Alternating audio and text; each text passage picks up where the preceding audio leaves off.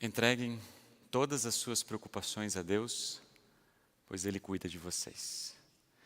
Com essas palavras, queremos iniciar esse momento de reflexão, baseado no texto da carta de 1 Pedro, capítulo 1, versículos que a gente acabou de ler, um pouco do capítulo 4, mas especialmente do capítulo 5 em diante. Amém. Foi uma jornada muito especial, né? Foi uma jornada nessas últimas semanas de Páscoa, onde a gente foi desafiado, foi motivado a olhar para a carta de 1 Pedro com novos olhos, ou pelo menos nos aprofundar um pouco mais naquilo que esse pequeno texto de 105 versículos tem a nos ensinar, tem a nos dizer, tem a nos falar. Então a gente precisa, eu reli de novo essa carta de 1 Pedro, sobre essa perspectiva das preocupações.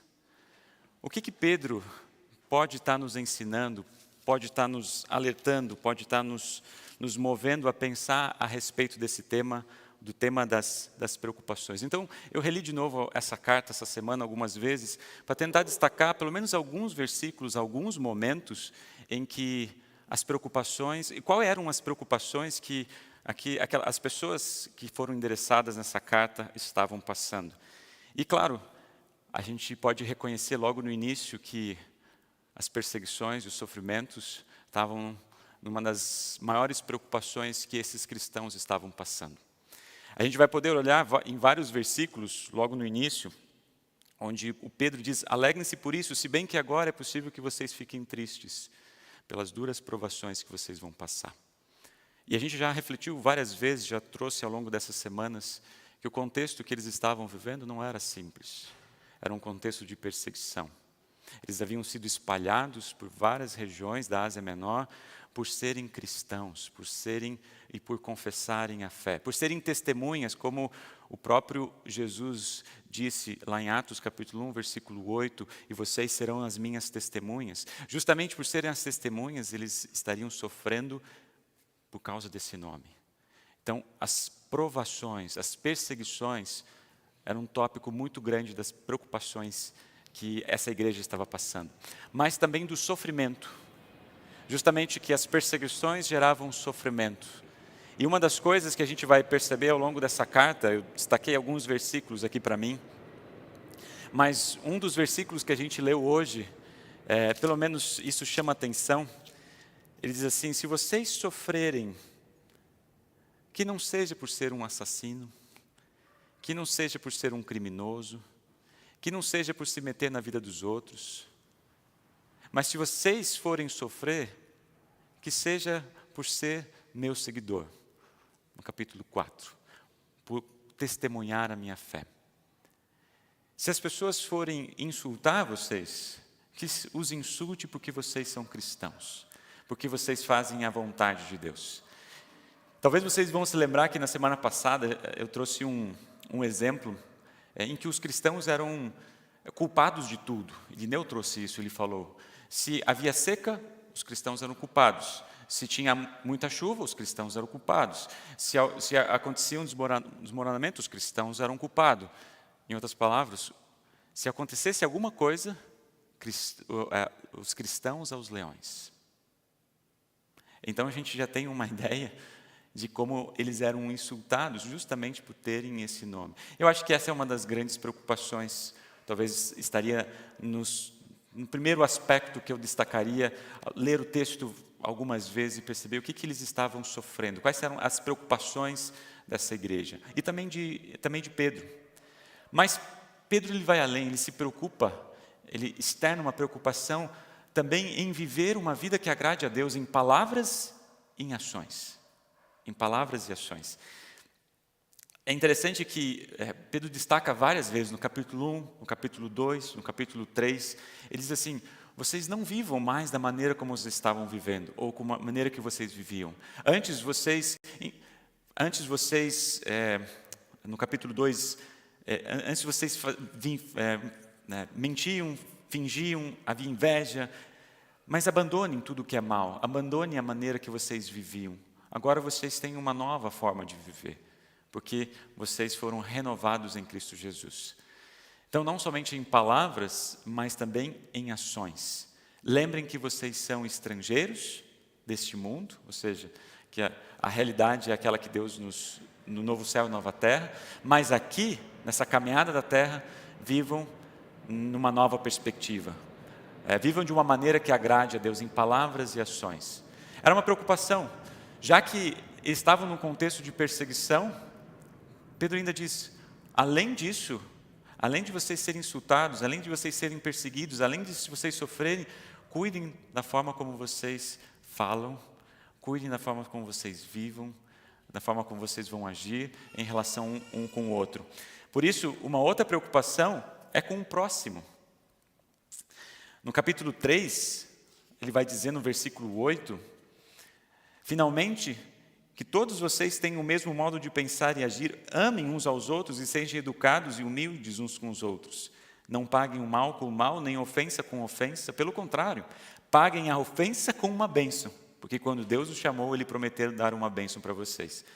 Estão percebendo o contexto? Além de eles serem perseguidos, além de eles cuidarem com as palavras e ações, mesmo com aquelas pessoas que o insultavam, não trate o mal com o mal. Muito pelo contrário, não trate a ofensa pela ofensa, mas se alguém os ofende, trate com bênção. Trate aquela pessoa como se fosse com educação e respeito, como vai dizer no capítulo 3, versículo 15. Mas também há uma preocupação com a família, com o casamento. A gente não refletiu nessa nossa caminhada aqui, mas o capítulo 3 vai dizer, maridos, se preocupem com as suas esposas, porque elas são o sexo mais frágil e elas merecem respeito, honra, uma outra tradução. Porque elas vão herdar, junto com vocês, o dom da vida. Mas também esposas, cuidem com a maneira de viver, porque a forma como vocês agem vão levar os seus maridos à fé. Interessante. E no final, no versículo 8, ele vai dizer justamente a maneira como o marido e a esposa vivem. Não deixem que nada atrapalhe vocês nas orações que vocês fazem. Ou seja, nada atrapalhe vocês, tanto a relação da família, mas também a sua relação com Deus. Há uma preocupação com o trabalho. Lá no capítulo 5, Pedro vai estar dizendo, não façam um trabalho para ganhar dinheiro, mas para servir. Ele aplica isso ao trabalho do ministério pastoral, mas também a gente pode aplicar para todos os trabalhos, para todas as funções. A gente não deve buscar o trabalho apenas pelo dinheiro, mas com o objetivo de servir. Com jovens, talvez seja uma das preocupações de hoje em dia também, como todas as outras.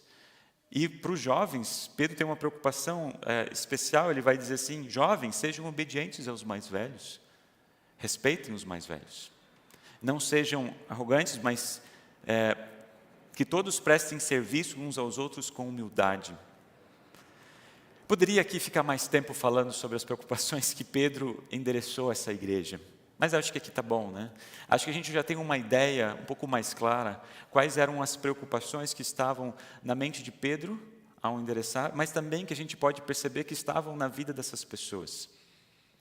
Mas vocês percebem uma ênfase que Pedro dá para nós? Vocês percebem uma ênfase? Não deixar, e essa é uma preocupação de Pedro muito, muito intensa, muito destacada, não deixar com que as preocupações os afastem da fé. Não deixar que as preocupações os afastem da presença de Jesus. Se tu está sendo insultado, se está sendo perseguido, qualquer situação que você possa estar vivendo, não deixe com que isso os atrapalhe no seu relacionamento com Deus, mesmo na relação familiar de marido e esposa. Nada pode atrapalhar o nosso relacionamento com Deus. Mas, pelo contrário, vamos usar as preocupações que nós passamos na vida para fortalecer o nosso relacionamento com Deus, no sentido vertical, mas também fortalecer o nosso relacionamento com o próximo no sentido horizontal. Como as preocupações, elas nos motivam a também cuidar das pessoas que estão ao nosso redor. Por isso, eu gostaria de perguntar para vocês, e é difícil a gente resumir em poucas palavras, né? Quais são as preocupações que mais afligem vocês nos dias de hoje? Eu trouxe várias da carta de 1 Pedro, mas talvez eu não citei aquilo que está no seu coração, aquilo que está pesando no seu coração. No site Vivenciar, baseado no vídeo que vocês assistiram, é um site muito especial, né, que trabalha sobre vários aspectos da vida emocional e trabalha sobre preocupação, ansiedade, e é um material que vocês podem se apropriar, divulgar, compartilhar.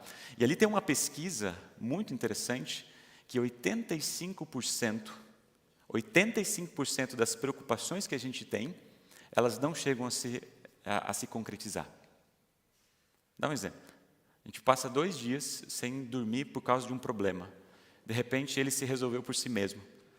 E a gente não fez nada para resolver. E a gente perdeu 2 dias de sono. A gente ficou irritado. A gente brigou com um monte de pessoas.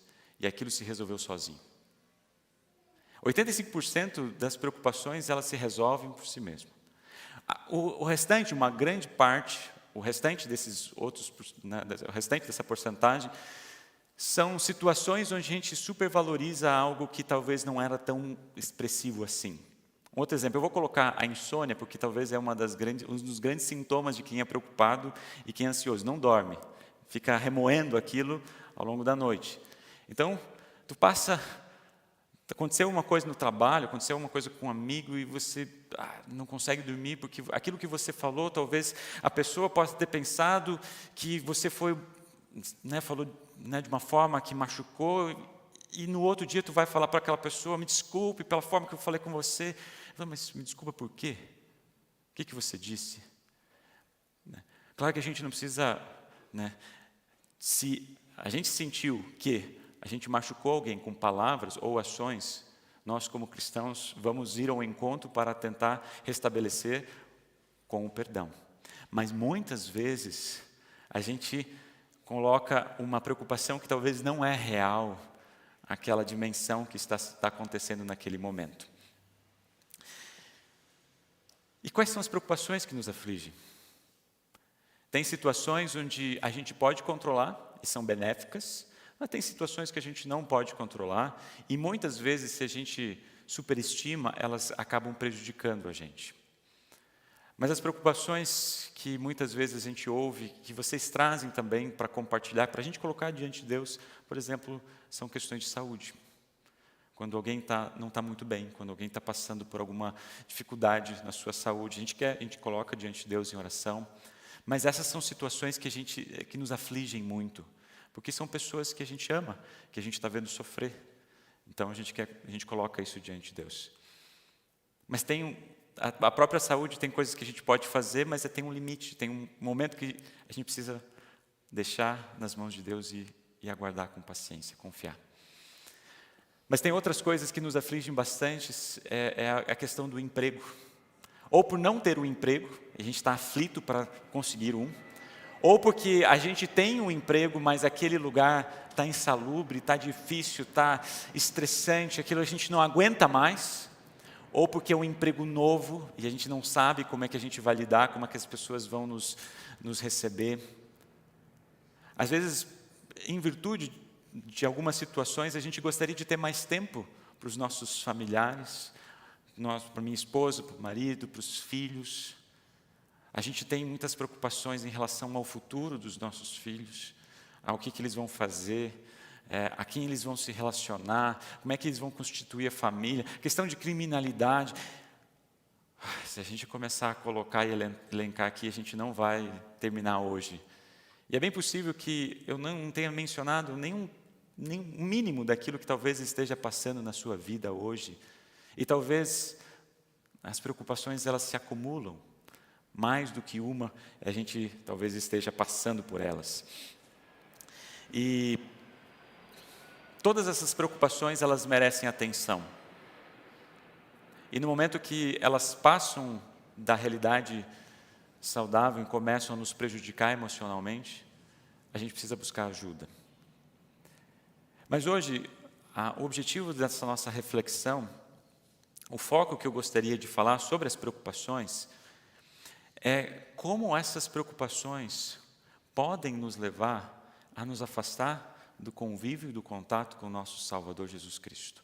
Podem nos afastar do convívio na mesa do altar com a ceia do Senhor. Como essas preocupações que às vezes consomem todas as nossas energias, fazem com que eu não viva mais, ou não me permita se deixar cuidar por aquilo que Deus faz por mim. É sobre isso que eu queria conversar com vocês no restante desses minutos aqui que nos restam. Se vocês têm a Bíblia aberta, vocês vão perceber um detalhe. A gente falou sobre aquele versículo, né? Entreguem todas as suas preocupações a Deus, pois Ele cuida de vocês. Qual que é o versículo que segue? Às vezes a gente para ali, né? Qual o versículo que segue? Esse aqui, ó, versículo 8. Estejam alertas e fiquem vigiando, porque o inimigo de vocês, o diabo, anda por aí como um leão que ruge, procurando alguém para devorar. Um leão que ruge, o diabo é como um leão que ruge, que está ali pronto para nos devorar. Essa imagem, eu fiquei pensando nessa imagem. Logo depois do contexto das preocupações, Pedro fala que fiquem alertas, fiquem atentos. E é um pouco diferente, das vezes, do cristianismo que hoje, às vezes, é repassado para nós, de que aquele que tem fé, ele, consequentemente, vai ter uma vida de mais felicidade, de mais prosperidade, de crescimento. Parece que Pedro nos está pintando uma imagem de um cristianismo um pouco diferente. Ele está dizendo assim, gente, fique atento, pois estamos sendo caçados por um adversário temível, impiedoso. Eu não sei se os pais têm noção, quando trazem os seus filhos à fonte batismal, têm noção das ramificações do que é trazer um filho ao batismo. Tem noção do que significa trazer nosso filho e ser batizado? Em outras palavras, batizar uma criança, você está declarando guerra contra o pior inimigo, que é o diabo. E se nós somos cristãos, e eu estou convicto que nós somos, todos nós, temos o pior inimigo nos caçando como um leão que está pronto para nos devorar, que é impiedoso, que está à espreita para nos atacar. Mesmo que ele permaneça sob rédeas curtas, ele dedica todas as suas forças e as suas energias para fazer com que nós nos afastemos dele, ou seja, de Cristo. Nos afastemos da presença do Senhor. E ele utiliza de todas as artimanhas possíveis para atingir esse objetivo. E sobre isso, me veio à mente um livro muito chamativo. Não sei se vocês chegaram a ler, ou se já foram expostos em algum momento. Eu tenho uma outra capa, essa semana eu tive a oportunidade de reler ele. O livro é intitulado As Cartas de um Diabo e Seu Aprendiz, de C.S. Lewis. Não sei se vocês conhecem o autor C.S. Lewis, ele foi um dos grandes apologetas, um dos grandes defensores da fé cristã. Ele não era cristão, logo no começo é dedicado a Tolkien, e Tolkien foi um dos, talvez, responsáveis por trazer Lewis à fé cristã. E ele escreveu essas cartas, chamadas Cartas do Diabo e seu Aprendiz. E logo na epígrafe, ele faz duas citações, uma de Lutero e outra de Thomas More. Ele diz de Lutero o seguinte: a melhor forma de expulsar o diabo, se ele não render aos textos das Escrituras, é zombar dele e ridicularizá-lo, pois ele não suporta o desdém. E Thomas More, ele cita Thomas More nessa sua epígrafe: o diabo, esse espírito orgulhoso, não suporta ser alvo de chacota. E é um pouco esse tom o livro ele traz para nós. Mas ele fala de aspectos extremamente importantes para que a gente possa pensar como cristãos, para a gente possa refletir como a gente pode estar sempre atento e vigilante. O objetivo do livro é levar o cristão a pensar do poder e a influência que o diabo tem nas nossas vidas. E olha que ele escreve ali nos anos 40, está no contexto da Segunda Guerra, sim, Mas ele traz aspectos que, se vocês tomarem a oportunidade de ler, vocês vão perceber que são situações que continuam acontecendo, talvez ainda mais nos dias de hoje. E como o título nos leva a pensar, através da visão de mundo do diabo aqui. É o diabo e o seu aprendiz. Através dos olhos do diabo, está orientando o seu aprendiz, que é o vermelindo, a praticar o bom exemplo. Mas pensem, se é um bom exemplo para o diabo, de forma alguma deveria ser um bom exemplo para nós. Vocês concordam comigo? Então, Lewis está falando de ironia. Ironia nada mais é do que você dizer uma coisa querendo dizer outra. Então, quando ele fala aqui, ele não está defendendo o diabo, e não está defendendo essas práticas, mas ele está, com a ironia, fazendo com que a gente possa tomar consciência dos perigos que a gente passa no dia a dia da nossa vida. Só para contextualizar um pouquinho, o que está acontecendo aqui, que Vermelindo, vamos dizer que ele está chegando à formatura. Ele trabalhou sobre vários aspectos teóricos de como tentar alguém, um humano, e agora o diabo, agora você precisa ir para a prática, você precisa pegar um humano, que ele chama de seu paciente, para começar a tentá-lo. Na verdade, esse humano, esse paciente dele, ele começa como um ateu. Um ateu é aquela pessoa que não crê em nada.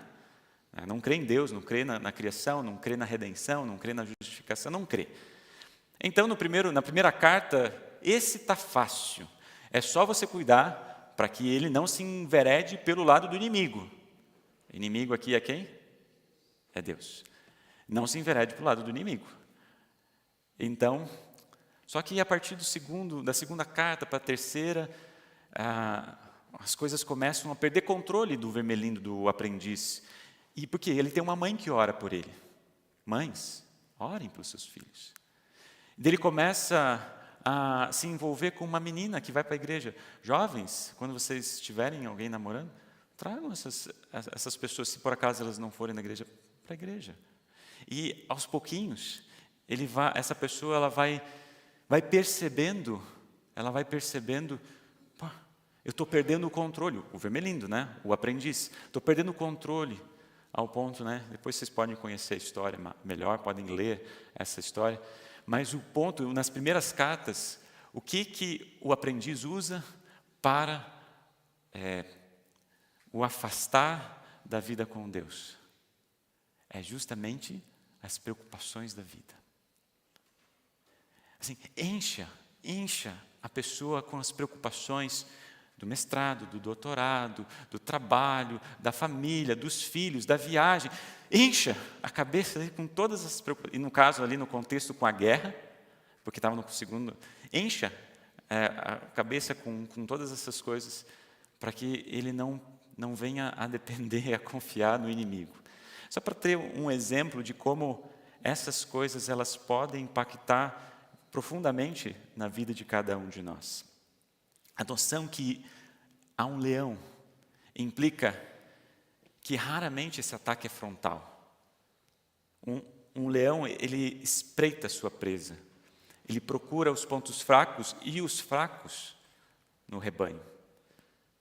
Se necessário, ele persegue por trás e ataca por trás. Assim também é conosco. Todas as coisas podem estar indo muito bem. Mas Satanás pode e procura nos cegar, ele arma emboscadas para nós, e às vezes, por meio das preocupações materiais que passamos na vida, essas mesmas preocupações podem se tornar a porta de entrada ou a porta de saída de uma vida com Jesus, de afastarmos da proteção e do cuidado de nosso Deus. Então, nesses momentos finais, como é que nós podemos lidar com as preocupações para que elas não nos levem para longe de Jesus, mas, muito pelo contrário, nos aproxime cada vez mais a confiar e a depender das coisas que Deus faz por nós? A orientação que ouvimos hoje é: entreguem todas as suas preocupações a Deus, pois Ele cuida de vocês. E essa não é um versículo apenas para vocês memorizarem e repetirem. Isso aqui reflete a presença do nosso Deus em todos os momentos das nossas vidas. Quando Jesus veio ao mundo, e Ele não disse assim, olha, quando você for recebido na minha família, a partir de agora, você não vai ter mais sofrimentos, você não vai ter mais aflições, você não vai ter mais angústias, você não vai ter mais preocupações. Se lembram que Jesus disse para os discípulos, quando estava convidando eles para ser seguidores, olha, o Filho do Homem não tem aonde descansar a cabeça. No mundo vocês vão sofrer, mas não se preocupem, ou não tenham medo, eu venci o mundo. O que aconteceu nessa última quinta-feira é significativo para nós, porque nós estamos celebrando a ascensão de Jesus, e na ascensão, que é o momento onde Jesus, ele não tem mais a presença física com os discípulos, que é o início da igreja cristã, ele diz uma coisa que é fundamental também para nós hoje: eu estarei com vocês todos os dias, até o fim dos tempos. Eu estarei com todos vocês até o fim dos tempos. Então, nós não estamos sozinhos. Vocês não estão sozinhos. Não precisamos carregar o peso das nossas preocupações sozinhos. A vida pode ser muito mais leve, muito mais tranquila, se deixarmos Deus nos cuidar. Porque as preocupações, se a gente coloca um peso demasiado nelas, elas podem se tornar como uma cadeira de balanço. Vai para um lado, vai para o outro, vai para um lado, vai para o outro, mas nunca sai do lugar. Deus não quer que vocês fiquem no mesmo lugar. Sabe aonde Deus quer que vocês cheguem? Deus quer que vocês cheguem na glória celestial. E por isso ele diz a partir do versículo 9, fiquem firmes na fé, enfrente o diabo. Como? Com o batismo que vocês têm. Se o batismo é uma declaração de guerra ao inimigo, é pelo batismo que nós estamos tranquilos em relação àquilo que ele diante das angústias e aflições, porque vocês sabem que no mundo inteiro seus irmãos na fé estão passando pelos mesmos sofrimentos, mas depois de sofrerem por um pouco de tempo, o Deus que tem por nós um amor sem limites e que chamou vocês para tomarem parte na sua glória eterna, por estarem unidos com Cristo Jesus, Ele mesmo os aperfeiçoará e dará firmeza, força, verdadeira segurança a Ele, seja o poder para sempre. Amém. Pedro diz, a gente vai sofrer, mas por um pouco de tempo, só mais um pouco de tempo. Mas o que Deus tem preparado para nós é algo que supera aquilo que hoje nós passamos na nossa carne, na nossa vida. Ele nos dá a glória eterna, a glória celestial. E é Ele mesmo, Cristo, que tem um amor sem limites por cada um de vocês. Ele mesmo aperfeiçoará vocês, dará firmeza, força e segurança para recebermos essa herança que Deus tem prometido a todos nós. Sim, o diabo continuará como um leão, pronto para devorar e nos afastar de Jesus. Sim, a gente não pode negar isso. A gente não pode estar tranquilo. A gente tem que estar alerta, firme, vigilante. Mas, como diz Paulo, não se preocupem com nada. Mas em todas as orações peçam a Deus o que vocês precisam e orem sempre com o coração agradecido. E a paz que ninguém consegue entender guardará o coração e a mente de vocês, pois vocês estão unidos com Cristo Jesus. Amém.